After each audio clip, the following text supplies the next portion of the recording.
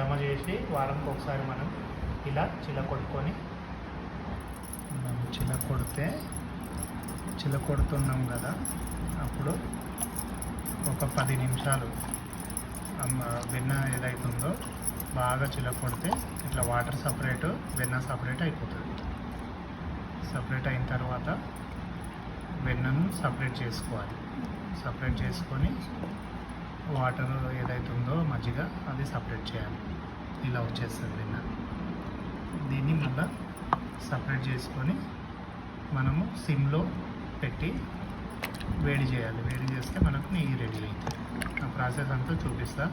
Video ఎక్కడ skip చేయకుండా continue చూడండి, మీకు పూర్తిగా అర్థమవుతుంది. వేడి చేస్తే